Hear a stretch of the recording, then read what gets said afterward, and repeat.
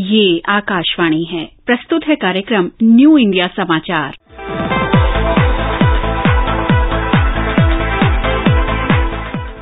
नमस्कार, आकाशवाणी के समाचार सेवा प्रभाग के न्यू इंडिया समाचार कार्यक्रम में आपका स्वागत है। न्यू इंडिया समाचार एक पत्रिका ही नहीं बल्कि समसामयिक विषयों पर आधारित सत्य को सामने लाने का एक प्रयास है जो आज देश के जन जन को आकर्षित कर रही है। पिछली बार हमने आपको बताया था कि न्यू इंडिया समाचार क्या है और इसका उद्देश्य क्या है, साथ ही अगले अंक के बारे में भी बताया था। इसी कड़ी को आगे बढ़ाते हैं। सितंबर माह के दूसरे अंक में हमने यह बताया है कि किस तरह भारत अपने शताब्दी वर्ष के संकल्प के साथ अमृत यात्रा प्रारंभ कर चुका है। आत्मनिर्भरता और आजादी को एक दूसरे का पूरक कहा जाता है। जो देश जितना आत्मनिर्भर होगा वो उतना ही सशक्त है। इसलिए आज का भारत बल और बदलाव दोनों को साथ लेकर चल रहा है। एक निश्चित कालखंड में भारत को विकसित बनाने का संकल्प यूं ही नहीं है, बल्कि बीते कुछ वर्षों में राष्ट्र ने अपनी विकास यात्रा में खुद को नए सिरे से परिभाषित किया है। विकास की नई परिभाषा ही अमृत काल का आधार बनी है। जब हम इस अंक की योजना बना रहे थे तो मन में विषय को लेकर कई प्रश्न थे। ये वही प्रश्न हैं जो कई बार आम लोगों के मन में भी उठते हैं। आखिर ये अमृत काल क्या है? सिर्फ कोई शब्द है या फिर इसके पीछे कोई ठोस आधार? ऐसे ही कई सवालों का जवाब आपको इस अंक की आवरण कथा में मिलेगा, जिसका शीर्षक है शतकीय समाधान से होगा शताब्दी वर्ष का संकल्प साकार। इस बार की आवरण कथा इन जवाबों के साथ और भी बहुत कुछ समेटे हुए है। इस आवरण कथा में आप प्रधानमंत्री नरेंद्र मोदी के 100 ऐसे महत्वपूर्ण फैसलों के बारे में भी पढ़ेंगे जो भारत की आजादी के 100वें वर्ष में विकसित भारत का आधार स्तंभ बनने जा रहे हैं। राष्ट्रवाद को प्रेरणा, अंत्योदय को दर्शन और सुशासन को मंत्र बनाकर देश को नई ऊंचाइयों पर ले जाने और निरंतर प्रगति के पथ पर अग्रसर रखने की सोच के साथ पहली बार किसी केंद्र सरकार ने समयबद्ध तरीके से अंतिम छोर तक विकास की पहुंच सुनिश्चित कर विकसित भारत की बुनियाद रख दी है। इसमें प्रधानमंत्री मोदी की कार्यशैली में लोगों की जरूरत को समझना सबसे महत्वपूर्ण है। वे सरकार या राजनीति में भी कोई निर्णय लेने से पहले सीधे लोगों की सोच के साथ जुड़ने की कोशिश करते हैं। जब इस तरह का अध्ययन पूरा हो जाता है तभी वे आगे की रणनीति पर काम कर उसे साकार करते हैं। उन्होंने सदैव ऐसे विकास की सोच को आगे बढ़ाया है जो सर्वांगीण, समावेशी और सर्वस्पर्शी हो। पत्रिका में प्रकाशित उन सभी निर्णयों के बारे में विस्तार से आप हमारी वेबसाइट newindiasamaachar.pib.gov.in पर जाकर पढ़ सकते हैं और डाउनलोड कर भी रख सकते हैं। हम इसे ट्विटर हैंडल NISPIB इंडिया पर भी रोजाना साझा करते हैं। आपके सुझावों के लिए भी हमने एक अलग ईमेल response-nis@pib.gov.in बनाया है, जिस पर आप अपने सुझाव भी भेज सकते हैं।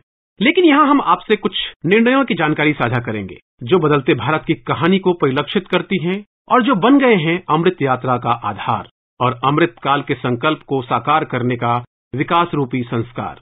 आप में से बहुतों को याद होगा, अंग्रेजी काल से 20वीं सदी के आखिरी दशक तक भारत में आम बजट को शाम 5 बजे पेश किया जाता था ताकि अंग्रेजी शासक दिन के 11 बजे ब्रिटेन में सुन सके। अटल जी की सरकार ने इसका समय बदला तो प्रधानमंत्री नरेंद्र मोदी ने बजट को 1 महीने पहले किया ताकि विकास की गति को 1 महीने पहले दौड़ाया जा सके। प्रधानमंत्री कहते हैं, बजट 1 महीना पहले किया है। 1 महीना प्रीपोन करने का मतलब है मुझे देश की आर्थिक व्यवस्था को 1 महीना पहले दौड़ाना है। हम देखते हैं खास करके इंफ्रास्ट्रक्चर के लिए ये समय बहुत मूल्यवान है, क्योंकि हमारे यहाँ अप्रैल में बजट लागू होता है और उसके बाद अगर हम चर्चाएं शुरू करेंगे तो उसमें मई महीना निकल जाता है। मई एंड से हमारे देश में बारिश शुरू हो जाती है और इंफ्रास्ट्रक्चर के सारे काम 3 महीने लटक जाते हैं।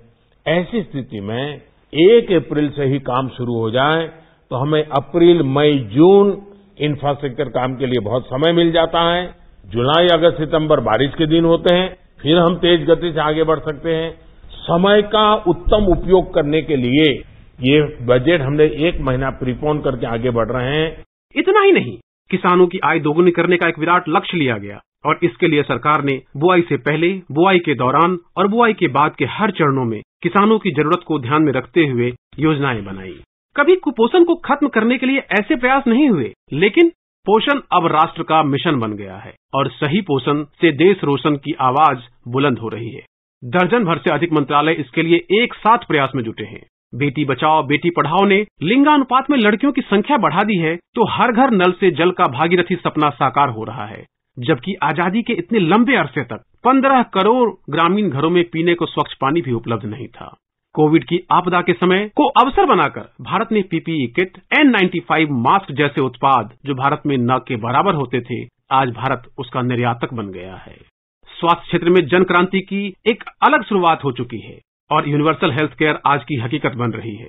आयुष्मान भारत योजना, डिजिटल स्वास्थ्य का ढांचा अब स्वास्थ्य सुविधाओं को सहज बना रहा है, तो जन औषधि योजना से सस्ती दवाई की पहुंच हो या फिर वैक्सीन से जुड़े प्रयास, असम में बोगीबिल ब्रिज हो या कश्मीर में चिनाब ब्रिज, हल्दिया से वाराणसी जलमार्ग की शुरुआत हो या सभी परियोजनाओं को जोड़कर पीएम गति शक्ति की शुरुआत, रक्षा क्षेत्र में आत्मनिर्भरता और स्वदेशी निर्माण व खरीद को बढ़ावा देना हो या उरी बालाकोट से दुनिया को नए भारत की शक्ति का एहसास कराना, आज नए भारत की नीति रीति बन गई है।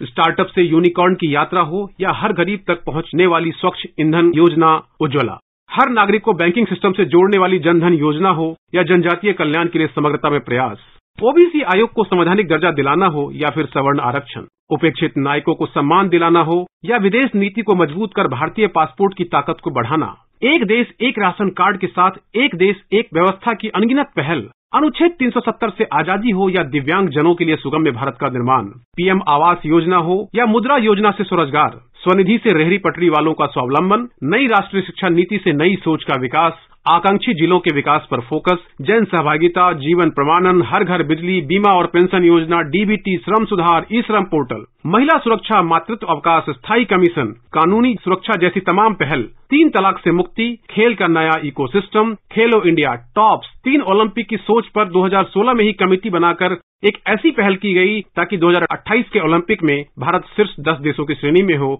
और खेलों को लेकर समाज की सोच बदले।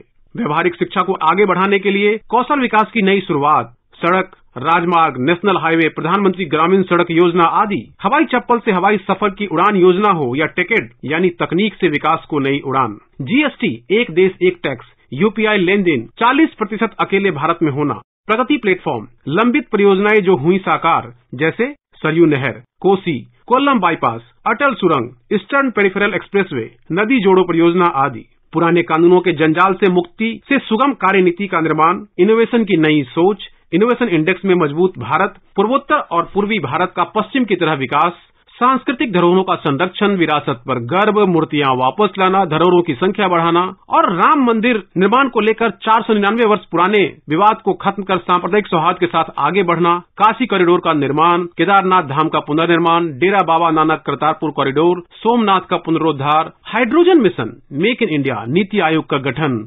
सेंट्रल विस्टा संसद भवन, अंतर्राष्ट्रीय योग दिवस, सेल्फ अटेस्टेशन, निचले ग्रेड की नौकरियों में इंटरव्यू खत्म करना, पद्म पुरस्कार को जनता का पद्म बनाना, भ्रष्टाचार पर जीरो टॉलरेंस और आत्मनिर्भरता अब बना आंदोलन और वोकल फॉर लोकल का मंत्र अब हर भारतीय के मन मस्तिष्क में कैसे छाया। आखिर में हमने बताया है कि अमृत यात्रा यानी 100% लोगों तक पहुंचाने के लक्ष्य के साथ विकसित भारत का सपना साकार करने की दिशा में बढ़ने लगा है भारत।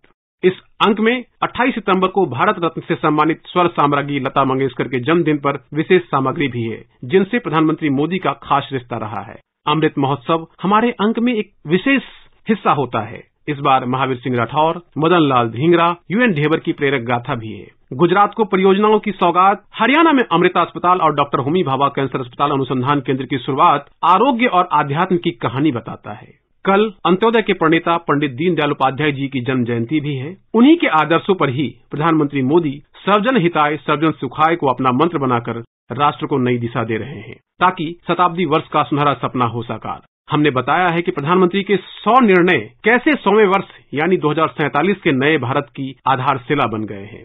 आखिर में प्रधानमंत्री के इन प्रेरक उद्गारों के साथ वो जो सामने मुश्किलों का अंबार है, वो जो सामने मुश्किलों का अंबार है, उसी से तो मेरे हौसलों की मीनार है, उसी से तो मेरे हौसलों की मीनार है। चुनौतियों को देखकर घबराना कैसा, चुनौतियों को देखकर घबराना कैसा, इन्हीं में तो छिपी संभावना अपार है। अगले अंक में हम आपसे चर्चा करेंगे कि किस तरह से प्रधानमंत्री के लाल किले की प्राचीर से लिए गए पंच प्राण अब नए भारत में प्रतिष्ठित हो रहे हैं। तब तक के लिए धन्यवाद।